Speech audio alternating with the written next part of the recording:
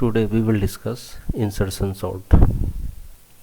So what is insertion sort?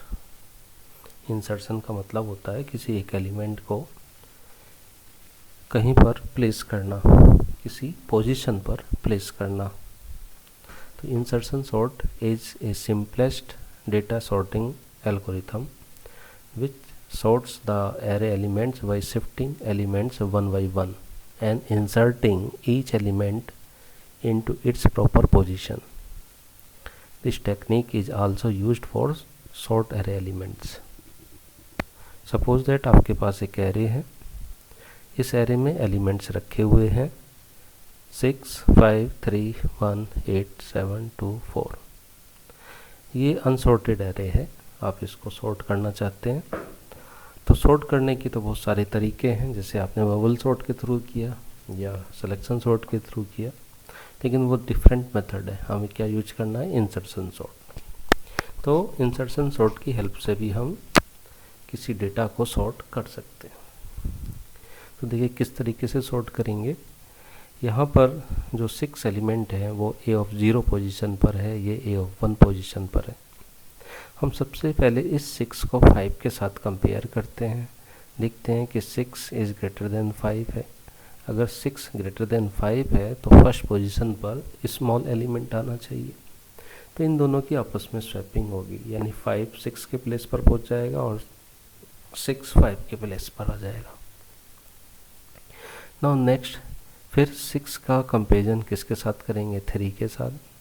अगर 6 3 से छोटा होता है तब तो राइट प्लेस पर है, और नहीं है, छोटा नहीं है, इसका मतलब 3 जो है वो छोटा है. तो 3 को कंपेयर करेंगे किससे? 6 से. 3 को कंपेयर करेंगे किससे? 5 से. तो ये दोनों से छोटा होगा, तो इसका 3 का जो राइट प्लेस होगा वो कहाँ होगा? पहले वाले एलिमेंट पर होगा, और ये बाकी 2 एलिमेंट जो है 1 प्लेस पीछे हो जाएंगे. आइए समझते हैं इसको एक एनिमेशन से. देखिए यहाँ पर 6 एलिमेंट है, 6 को कंपेयर किया 5 से, 5 को राइट पोजीशन पर पहुंचाया हमने, यानी ये फर्स्ट पोजीशन पर आना चाहिए था, 6 नेक्स्ट पोजीशन पर. अब 6 को 3 के साथ कंपेयर कर रहे हैं तो 6 शिफ्ट हो गया, फिर 5 शिफ्ट हो गया और 3 फर्स्ट पोजीशन पर आ गया, यानी 3 का राइट पोजीशन यही है. अब 1 का राइट पोजीशन 3 से भी 4 इस तरीके से शिफ्ट होगा, यहाँ पर शिफ्ट हो गया. फिर 8 को देखा, 8 अपने राइट पोजीशन पर है, कोई चेंज नहीं. 8 का कंपेयर फिर 7 से करेंगे, फिर 8 का कंपेरिजन 7 से करके यहाँ पर आएगा. फिर 8 का कंपेरिजन 2 के साथ होगा, एंड देन 8 7 6 5 3 1 एंड देन यहाँ पर सेट हो जाएगा. ऐसे हम 4 एलिमेंट को सेट करेंगे.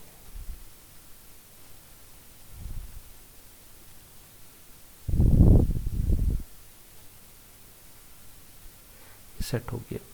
तो ये तो हमारा सॉर्टिंग मेथड है, इंसर्शन सॉर्ट को सॉर्ट करने का मेथड. क्या एडवांटेज है? Advantage of this sorting is that it is A simplest data sorting algorithm. It is also better than selection sort and bubble sort algorithm. Disadvantage of this sorting technique is that this sorting technique is slower than quicksort algorithm. एक quick sort algorithm भी होती है, जब आप CS second year में आएंगे तो quick sort algorithm भी पढ़ेंगे. ये उस एल्गोरिथम से स्लोअर है, ये इसका डिसएडवांटेज है. आइए देखते हैं एक प्रोग्राम इसका. देखिए यहाँ पर integer main, integer n, array 100 size का एक एरे लिया, C D and T ये वेरिएबल लिए इंटीजर टाइप के. इस 100 एलिमेंट में से कितने एलिमेंट्स आप एरे में रखना चाहते हैं वो आपने यहाँ पर पूछ लिए, एंड देन एरे को एंटर करवा लिया. फिर आपने क्या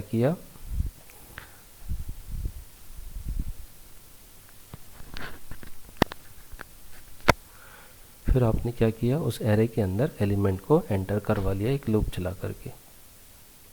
फिर नेक्स्ट आपने क्या किया? सॉर्टिंग टेक्निक को अप्लाई किया. ये आपकी सॉर्टिंग टेक्निक है यहाँ से यहाँ तक की, ये सॉर्टिंग टेक्निक है यहाँ से यहाँ तक. क्या किया? सॉर्ट में एक लूप चलाया, डी की वैल्यूज़ को चेक किया 0 से, एंड देन एरे की पोजीशन को चेक किया एरे D-1 से, और फिर हमने क्या करा दिया? यहाँ पर स्वैपिंग करा दी आपस में.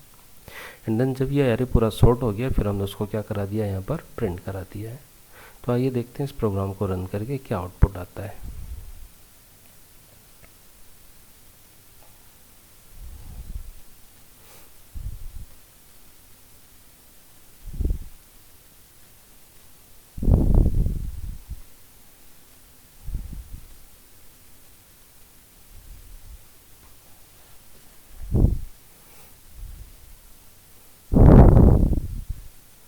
मैं यहाँ पर पूरे प्रोग्राम को पेस्ट कर देता हूँ, सेव कराते हैं इस प्रोग्राम को एंड देन रन करा के देखते हैं। कोई एरर नहीं,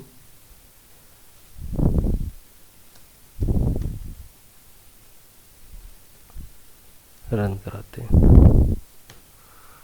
एंटर नंबर ऑफ एलिमेंट्स, हमने कहा 8, एंटर 8 एलिमेंट 5, 6, 1, 3, 9, 14, 11 एंड देन 25। देखिए ये एलिमेंट हमने एंटर कराए थे, short form 1, 3, 5, 6, 9, 11, 14 and then 25।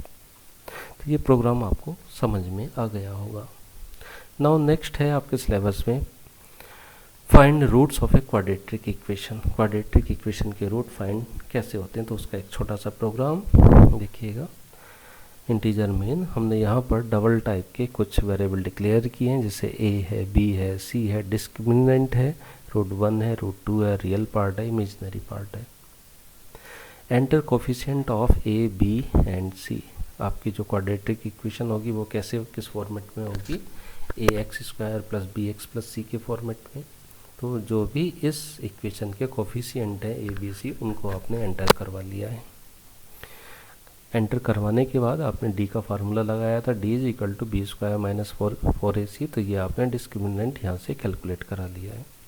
Calculate कराने के बाद वैल्यू चेक करें, इफ d > 0 देन √1 को कैलकुलेट करेंगे ऐसे, एंड देन √2 को कैलकुलेट करेंगे ऐसे, एंड देन इन दोनों रूट को फिर प्रिंट करा देंगे, √1 एंड √2 को। सपोज दैट आपकी d की वैल्यू = 0 आ जाती है, तो √1 आपके ये वाले होंगे एंड देन उसको प्रिंट करा देंगे। सपोज दैट आपकी फर्स्ट और सेकंड कंडीशन फेल हो जाती है, तो लास्ट वाली एल्स कंडीशन जाएगी, रियल पार्ट जो है वो ऐसे कैलकुलेट होगा -b/2a, एंड देन उसको फिर हम प्रिंट करा देंगे। तो ये सिंपल सा प्रोग्राम था। जब आप इस प्रोग्राम को रन करेंगे तो ये आपसे पूछेगा enter coefficient a, b and c। तो आप वैल्यू दे देंगे इस तरीके से, 9 है, -4 है और 36 है। 9 जो है a की वैल्यू है, b की वैल्यू -4 है और c की वैल्यू 36 है। तो आपके √1 ऐसे प्रिंट होके आएंगे, √1 दिस एंड √2 दिस। तो ये प्रोग्राम भी आपको समझ में आ गया होगा, सिंपल सा प्रोग्राम है, लेकिन ये प्रोग्राम आपके एग्जाम में पूछा जा सकता है। नाउ नेक्स्ट है notation of order of complexity. जब आप किसी एल्गोरिथम को या प्रोग्राम को लिखते हो और कंप्यूटर के साथ उसको रन कराते हो, तो कुछ टाइम उस प्रोग्राम को रन करने में लगता है, कुछ मेमोरी का पार्ट भी लगता है उस प्रोग्राम को रन कराने के लिए। तो उस नोटेशन को हम पढ़ते हैं। एसिम्प्टोटिक नोटेशन जो होते हैं is a way of estimating the cost of an algorithm. The main goal of this notation is to remove complexity from the algorithm and facilitate easy analysis of the algorithm. तो first notation होता है big O notation, second होता है big omega notation और third होता है theta notation. तो big O notation क्या कहता है, the big O notation measures efficiency based on time, time पर होती है, ठीक है। दूसरा होता है omega notation, the big omega notation is similar to the big O notation except that it is a lower bound function. And third क्या होता है theta notation, the theta notation denotes that the function f of n is bounded by the function g of n from both the top and bottom. तो ये आपके exam में पूछे जा सकते हैं कि नोटेशन के बारे में बताइए, कौन कौन से नोटेशन होते हैं, विगो नोटेशन, विग ओमेगा नोटेशन या थीटा नोटेशन। तो ये सिंपली से एक एक नंबर में 2-2 नंबर के क्वेश्चन हो सकते हैं, आप इनको याद करिएगा। तो ये टॉपिक जो था ये आपका फिनिश हुआ, यूनिट 5 का ये जो टॉपिक था ये फिनिश हो गया है। आप सिलेबस में देख रहे होंगे, इस सिलेबस 4th में notation of order of complexity, finding roots, searching sorting algorithm, ये मैं आपको पढ़ा चुका हूँ। अब जो पोर्शन बचा है वो ये पोर्शन बचा है malloc, calloc, free and then file functions. तो ये हम पढ़ेंगे नेक्स्ट वीडियो लेक्चर में। तब तक के लिए थैंक यू, धन्यवाद।